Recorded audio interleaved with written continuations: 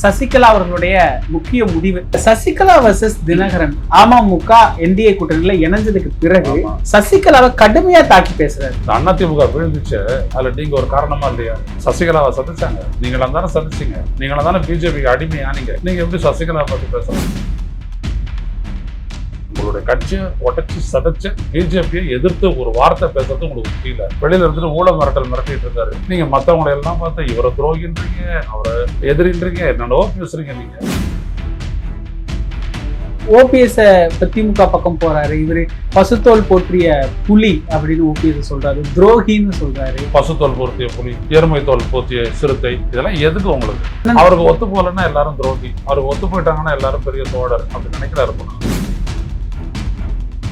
அடிப்படையில துரோகிங்கிற வார்த்தை யாருக்கு பொருந்தும் சார்? இவரும் எடப்பாடியும் சேர்ந்து சசிகலாவை கட்சி விட்டு தூக்கி போடும் போது 2 பேரும் துரோகி ஆயிட்டாங்க. அப்புறம் இவரு தூக்கி வெளில போடும் போது துரோகத்துக்கு அப்படி டபுள் ஆயிட்டே போனாரு. இதுக்கு நடுவுல தன்னை காப்பாத்திக்க ஒரு கட்சி ஆரம்பிச்சு இவர் வெளில போனது அது ஒரு துரோகம். டிடிவி தினகரன் எல்லாம் துரோகம் கூட்டம் தான். எடப்பாடி பழனிசாமி அவர்களுக்கு தென் மாவட்டங்கள்ல ஓட்டு பலம் இல்ல அப்படின்னா இவங்க எல்லாம் வெளியே இருக்கிறதுனாலதான் அதிமுக அந்த ஓட்டு விழுகல. எவ்வளவு கஷ்டப்படுறாரு நீங்க பாத்துட்டு தானே இருக்கிறீங்க. 10,000ங்கிறாரு, 5,000ங்கிறாரு, 2,000ங்கிறாரு, 12,000ங்கிறாரு, 1000த்துல அள்ளி விடுறாருல்ல.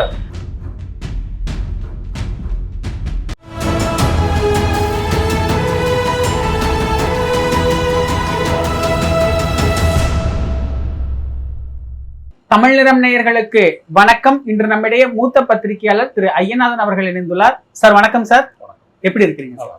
சசிகலா அவர்களுடைய முக்கிய முடிவு, அவங்க இன்னைக்கு ராமநாதபுரத்துல கூட்டம், ஒரு புதிய கட்சி, இந்த மாதிரி நிறைய பரவலா பேசுறாங்க. அதுல இருந்தே தொடங்கலாம் சார். இந்த சசிகலா அவங்களுடைய இந்த அரசியல் இந்த நிலைப்பாடு எப்படி பாக்குறீங்க சார்? தனித்த ஒரு கட்சி தொடங்குறதா பேச்சு அடிபடுது. அவங்க வந்துட்டு அவங்களுக்கான அரசியல்ல முன்னெடுக்கக்கூடிய ஒரு நல்வாய்ப்பை வந்துட்டு 2021 தேர்தலுக்கு முன்னாடியே அவங்க எடுத்துட்டாங்க.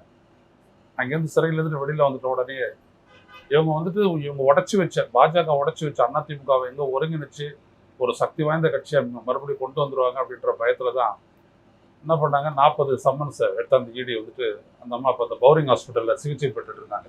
சிறையிலேருந்து வெளில வந்து 40 சம்மனை கொடுத்துட்டாங்க. கொடுத்துட்டு நீங்கள் அரசியல் ஈடுபட்டீங்கன்னா நீதிமன்றத்துக்கும் வீட்டுக்கும் நடந்துட்டு இருக்க வேண்டியதுதான் அப்படின்ற மாதிரி சொல்லிட்ட உடனே அந்த அம்மா விலகிட்டாங்க. விலகிட்டதுக்கு பிற்பாடு அவங்க திருத்தலங்களுக்கெல்லாம் ஒரு திருத்தலமாக போயிட்டு வந்தாங்களே ஒழிய அரசியல் ரீதியாக அதிகமாக அவங்க செய்யலை. சும்மா கருத்து சொல்லிட்டு இருந்தாங்க, எல்லாரும் ஒன்று சேரணும், மறுபடியும் ஜெயலலிதா அம்மாவனுடைய ஆட்சி அமைக்கிறதுன்னு சொல்லிட்டு இருந்தாங்களே ஒழிய வேறு எதுவுமே இல்லை. அப்படிப்பட்ட சூழல்ல எல்லாரும் அவங்கள விட்டு விலகிட்டாங்க. அவங்களுடைய ஆதரவு சக்திகள் எல்லாம் வெளில போயிடுச்சு. இப்போ எதை வச்சு இவங்க வந்துட்டு பண்ண போறாங்க? இப்போ எல்லாரும் அங்கங்கே போயிட்டு செட்டில் ஆகிட்டாங்க. நல்லா கவனிச்சிங்கன்னா இப்போ மிச்சம் இருக்கிறவரும் ஒரே ஒருத்தர் ஓபிஎஸ் தான். அவர் போய்ட்டு திமுக செட்டில் ஆகிட்டார் அப்படின்னா அப்புறம் இவங்க யாரை வச்சு என்ன பண்ண போகிறாங்க?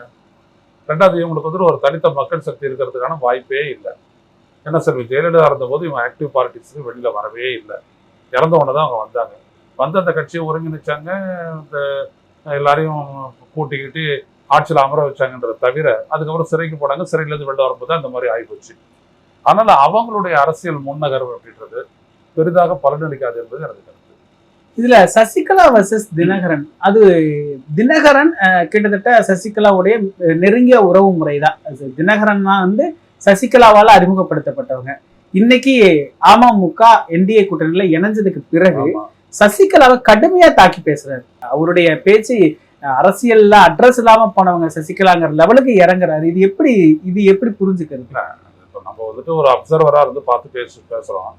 அவர் எந்த இடத்துல இருந்து பேசுறாரு? இந்த அதிமுக விழுந்துச்சு, சரி ஜெயலலிதா அப்புறம் தூள் போச்சு, அதுல நீங்க ஒரு காரணமா இல்லையா? சசிகலாவை சந்திச்சாங்க, நீங்களா தானே சந்திச்சிங்க, நீங்களா தானே அடிமைப்பட்டீங்க, நீங்களா தானே பிஜேபிக்கு அடிமையா? நீங்க இன்ன வரைக்கும் நீங்க அடிமைப்பட்டு தானே மறுபடியும் போட்டு என்டிஆர் சேர்ந்துருக்கீங்க. நீங்க எப்படி சசிகலாவை பத்தி பேசலாம்? சசிகலாவை மட்டும்தான் அதிமுகவை காப்பாற்றணுன்ற ஒரு எண்ண ஓட்டத்தோட செயல்பட்டவர். அந்த அடிப்படையில் தான் அவர் வந்துட்டு எடப்பாடி பழனிசாமி எடுத்து அதிர்ச்சி மினிஸ்டர் உட்கார வைக்கிறாரு. எல்லாரும் அப்போ இந்த பன்னீர்செல்வம் வந்துட்டு அந்த தர்ம யுத்தம்லாம் பண்ணும்போது அதையெல்லாம் தாண்டி ஒரு பெரும்பான்மையோட அதிமுகவை ஆட்சியில் நிலைபெற செய்த அந்த பொறுப்பு வந்துட்டு அந்த பெருமையும் வந்துட்டு சசிகலாவுக்கு தான் போகும், தினகரன் கிடையாது. தினகரன் சும்மா ஒரு வெளியில இருந்துட்டு ஊழல் மிரட்டிட்டு இருந்தாரு, என்னோட ஸ்லீப்பர் செல்ல ஆய்ப்பு அப்படின்ட்டான். ஆக நீங்க எதையும் பேசக்கூடாது.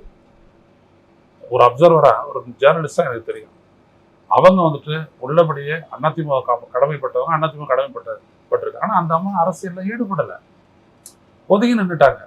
ஒதுங்கி நின்னோடனே எல்லாமே போயிடுச்சு. நீங்க என்ன சாதிச்சிருக்கீங்க? 2019 நீங்க பண்ணீங்க. அப்பெல்லாம் வந்துட்டு ஜெயா டிவி தான் உங்களுக்கு வந்துட்டு எல்லாம் முக்கியத்துவம்லாம் கொடுத்து எல்லாமே பேசிட்டு இருந்தது. நீங்க போற இடத்தெல்லாம் காட்டிட்டு இருந்து எல்லாம் பண்ணுது. 5.6% ஓட்ட வாங்கினீங்க.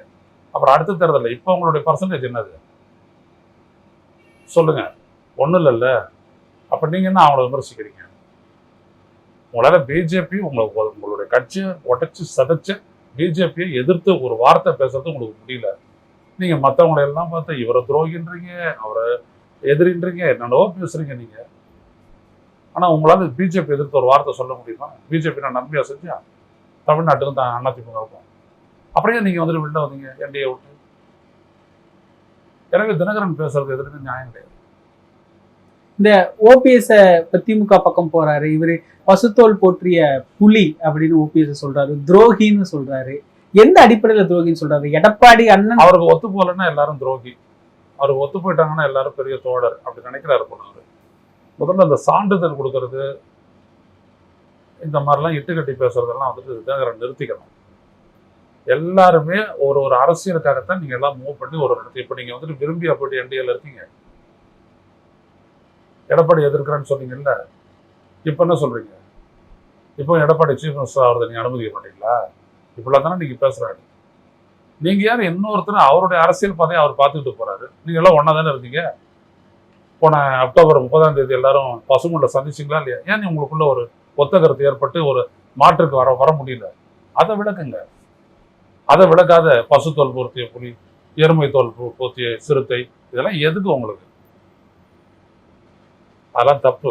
என்ன அப்படின்னோம்னா, இது வந்துட்டு ஒரு ஊர் கிராமங்கள்ல இருக்கக்கூடிய இந்த மேலாதிக்க சிந்தனை இருக்க நான் பார்த்து வளர்த்து விட்டான் அப்படின்வாங்க, கதையாலாம் சொல்லுவாங்க. அதுக்கப்புறம் அவன் எப்படி வளர்ந்தான் அப்படின்றத பத்தி பொறுப்பேற்க மாட்டாங்க. இவர் தான் இன்ட்ரோடியூஸ் பண்ணியிருப்பாரு ஓ பன்னீர்செல்வம். அதனால ஓ பன்னீர்செல்வம் பிரெயின் அதுக்கப்புறம் அப்படியே என்ன ஃப்ரீஸ் ஆகி நின்று போச்சு. வேலை செய்ய வரல அவரு. நான் தான் ஜெயலலிதா கிட்ட இன்ட்ரோடியூஸ் பண்ணேன் சார் தான். அப்புறம் ஜெயலலிதாவுக்கு மேல வந்துட்டு இந்த நம்பிக்கை, உங்க மேல நம்பிக்கை போச்சு, அவர் மேல நம்பிக்கை இருந்துச்சு. அதுக்கெல்லாம் நீங்க பதில் சொல்லுவீங்களா? ஒரு ஜோதிடம் வந்து கடைச்சி விட்டு போனா அப்படின்றீங்க நீங்க உங்களுக்கு மேல நம்பிக்கைய. ஆனா அந்த மாதிரி ஏன் நடக்கல ஓ பன்னீர்செல்வத்துக்கு? ஸோ எல்லாருமே ஒரு ஒரு இடத்துல போயிட்டு சிக்கிறீங்க, சிக்கி அதிமுகவை சதைச்சிங்க. அதனால நீங்க ஒருத்தருக்கு ஒருத்தர் பரஸ்பரம் குற்றம் சாட்டிக்கிறதுக்கு எந்த விதமான அடிப்படையும் இல்லை. தமிழ்நாட்டு மக்கள் ஏற்கவும் மாட்டாங்க. இதுல இந்த ஜெயலலிதா அவர்கள் இருக்கும் பொழுது சசிகலா தான் ஒரு பேக்கண்டா இருந்தாங்க. இந்த முக்குலத்தோர் சமூகத்துடைய பெரும்பான்மை ஆதரவு இவங்களை சுற்றி இருக்குது அப்படின்னு ஒரு கட்டமைப்பு இருக்கு. இப்போ கூட எடப்பாடி பழனிசாமி அவர்களுக்கு தென் மாவட்டங்கள்ல ஓட்டு பலம் இல்லை அப்படின்னா இவங்கெல்லாம் வெளியே இருக்கிறதுனாலதான் அதிமுக அந்த ஓட்டு விழுகல. வேலூர்ல வந்துட்டு முக்குலத்தோர் இருக்கிறாங்க, அங்க கூட தான் அதிமுக டெபாசிட் வந்துச்சு. இங்க அதிமுக 3வது இடத்துக்கு வந்துட்டு முக்குலத்தோர் நிறைந்த தென்சென்னை மாவட்டம் தான் அது. இல்ல எல்லா இடத்துலையும் தான் பிச்சுக்கிட்டு போச்சு. இபிஎஸ் பண்ணது அந்த மாதிரி. அவர் கட்சியை வளர்த்தாரு, அவரை வளர்த்துக்கிட்டாரு. அவனுடைய விளைவு அது. முதல்ல ஒன்று புரிஞ்சுக்கணும். இந்த முக்குலத்தோர் ஓட்டு ஃபுல்லா இவங்களுக்கு இருக்குது, அந்த ஆதரவுலாம் இருக்குது, அப்படிலாம் சுத்த போய். இதெல்லாம் ரொம்ப மாறுபட்ட காலம். இன்னைக்கெல்லாம் வந்துட்டு எல்லாரும் சிந்திக்கிறாங்க. அவங்களுக்கு ஒரு எதிர்காலம் அப்படின்றது தேவை. சும்மா ஒரு 4 பேர் தங்களுடைய எதிர்காலத்துக்காக வந்துட்டு சாதியத்தை பிடிச்சிட்டு தொங்கலாம், அது வேற கதை. அவங்க அப்படியே பிஜேபி கூட போயிடுவாங்க, அது வேற கதை. ஆனா ஒரு ஒட்டுமொத்தமா வந்துட்டு ஒரு தமிழர் சமூகம் ஒரு பகுதியில் ஒரு முன்னேற்றம் வேணும்னா அதுக்கு வந்துட்டு ஒரு ஆட்சியாளர் வந்துட்டு செய்யக்கூடிய அந்த சாதனைகள் தான் ரொம்ப முக்கியமா பயன்படும். இதெல்லாம் ஒன்றும் பயன்படாது. அப்படிலாம் யாரும் ஏமாந்துட்டுலாம் இருக்கிற காலகட்டம் இது கிடையாது. எனவே இவருக்கு என்ன 3 முறை முதலமைச்சராக இருந்தவர், பல விடயங்கள் அந்த பகுதிகளுக்கு செஞ்சிருக்கலாம் ஓபிஎஸ். அதனால அவருக்கு ஒரு மரியாதை இருக்கும். அந்த மரியாதையை வந்துட்டு எதிர்த்து இபிஎஸ்ஸால நிற்க முடியல. அதனால தான் ரெட்டை இலாக்கு வந்துட்டு டெபாசிட் எடுக்குது பல தொகுதிகளில், இன்க்ளூடிங் தேனி, ராமநாதபுரம். அப்ப அதுதான் காரணமே ஒழிய வேற முக்குலத்தோர் அப்படிலாம் எதுவுமே கிடையாது. அப்படி பார்த்தா ஓபிஎஸ் ஜெயிச்சில் இருக்கணும் ராமநாதபுரத்துல. ஏன் தோத்தாரு? 2வது இடத்துக்கு வந்தாரு, இது 4வது இடத்துக்கு போயிடுச்சு அதிமுக. இவர் ஜெயிச்சுதான் ஏன் ஜெயிக்கல? அப்ப இதெல்லாம் எவ்வளவு பெரிய பொய்ன்றது தெரியும். அந்த மனிதனுக்கு இருக்கக்கூடிய மரியாதை செல்வாக்கு அதுக்கு அவருக்கு ஓட்டு விடுது, அவ்வளவுதான். இப்ப ஓபிஎஸ் தினகரனுக்கும் பொருந்தும்.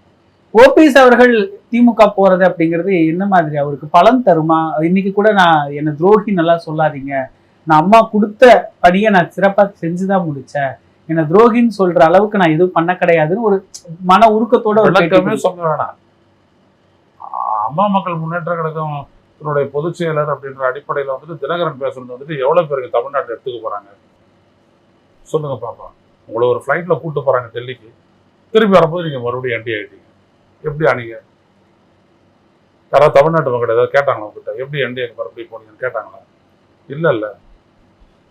அவருக்கு ஒரு மரியாதை இருக்கு, அவருக்கும் ஒரு ஆதரவு சக்திகள் இருக்குது. அந்த ஆதரவு சக்திகளுக்கான ஒரு அரசியல் இடத்தாவது அவர் பாக்குறாரு. ஸோ அவர் திமுகவோட பேசுறாரு. அது நிறைவேறதா இல்லையா அது வேற கதை, அது அவருடைய பாதை. நீங்க அவரை கேட்டுக்கிட்டா முடிவெடுத்தீங்க என்டிஏக்கு போறதுக்கு, இல்ல இவரை கேட்டுக்கிட்டா என்டிஏ எழுது நீங்க வெளியே இருந்தீங்க. அப்ப நீங்க யாரும் அவரை பத்தி விமர்சிக்க? நான் தானே நான் கேட்கறது. எனவே இவங்கெல்லாம் ரொம்ப பெரிய ஒரு தப்பு பண்றாங்க. இன்னொருத்தர் விமர்சிக்கிறது அப்படின்னு வரும்போது ரொம்ப தாராளம். நீங்க உங்களை வந்துட்டு ரொம்ப அந்த கற்புடையவங்களா அந்த மாதிரி அந்த ரேஞ்சில் காட்டிக்கிறாங்க. நல்லா ரொம்ப தூயவன் உண்மையானவன். அப்படிலாம் கிடையாது. எல்லாரை பத்தி எல்லாருக்கும் தெரியும், உங்க எல்லாரை பத்தி பத்திரிகையாளர்களுக்கும் தெரியும். இதுல சசிகலா அவர்கள் இப்ப வர்றது அப்படிங்கறது உங்களுக்கு கை கொடுக்குமா சார்? அவங்களுக்கு ஏதாவது ஒரு பலம் இருக்கா? மக்கள் ஆதரவு நான் ஸ்டார்டர் அது வராது, போனி ஆகாது. ஏன்னா அவங்க ரொம்ப தாமதிச்சிட்டாங்க. இதுக்கு மேல அவங்களால எதுவுமே பண்ண முடியாது. அதனால எதுவும் ஆகாது. சும்மா சொல்லிட்டு இருக்கலாம், முகல தோறன் நான்குல தோறன் சொல்லிட்டு இருக்கலாம். அதெல்லாம் எதுவுமே கிடையாது. ஒரு வகையில நெருக்கடியா தினகரனுக்கு இது? அதெல்லாம் ஒண்ணும் கிடையாதுங்க. தினகரன் தாங்க அங்க தாண்ட இருக்காரு. பிஜேபி எந்த கூட்டணியில இருக்கோ அது அந்த கூட்டணிக்கு நெருக்கடி. நான் ஏற்கனவே சொல்லியிருக்கேன், தமிழ்நாட்டினுடைய அரசியல் உளவியல் பிஜேபிக்கு எதிரானது, ஆர்எஸ்எஸ்க்கு எதிரானது. அப்ப அந்த கட்சியோட நீங்க கூட்டணி சேர்ந்துக்கிட்டு தமிழ்நாட்டு மக்கள்கிட்ட ஆதரவு போயிடுச்சுன்னா எங்க இருக்கும்? தமிழ்நாட்டு மக்களிடையே என்டிஏக்கும் பிஜேபிக்கும் மோடிக்கும் ஒரு செல்வாக்கு இருக்கு அப்படின்னா அவரையும் திமுக கூட்டணியை நாடி வராது. ஓபிஎஸ் சாத்தியம் இல்ல. அப்ப இதுதான் அங்க அடிப்படையான காரணம். இப்ப இதுல வெளியே இருந்து ஓபிஎஸ் ஆகட்டும் சசிகலா ஆகட்டும் அவங்க தனி ஒன்னா ஒதுங்கி இருக்கணும், இல்லாட்டி வெளியே இருந்து அதிமுக ஈடுபடுறது அவங்களுடைய தனிப்பட்ட முடிவுங்க. நீங்க நம்மகிட்ட கேட்கக்கூடிய கேள்வி என்னன்னா அது என்ன எஃபெக்டிவா இருக்குமான்றதுதான். இருக்காதுன்ற அதெல்லாம் அவங்க கையை விட்டு அரசியல் ரொம்ப தொலைவு போயிடுச்சு. ஜெயலலிதாவோட ஓட் பேங்க அப்படியே டோட்டலா ஷிஃப்ட் ஆகி ஸ்டாலின் கிட்ட போயிடுச்சு. அப்புறம் நீங்க என்ன பண்ணுவீங்க? எவ்வளவு கஷ்டப்படுறாரு நீங்க பார்த்துட்டு தானே இருக்கிறீங்க. எடப்பாடி பழனிசாமி 10,000ங்கிறாரு, 5,000ங்கிறாரு, 2,000ங்கிறாரு, 12,000ங்கிறாரு, எவ்வளவு பூரா 1000த்துல அள்ளி விடுறாருல்ல. ஏன் அதெல்லாம் வந்துச்சு? உங்களை விட்டு போயிடுச்சுன்றதுனால தானே.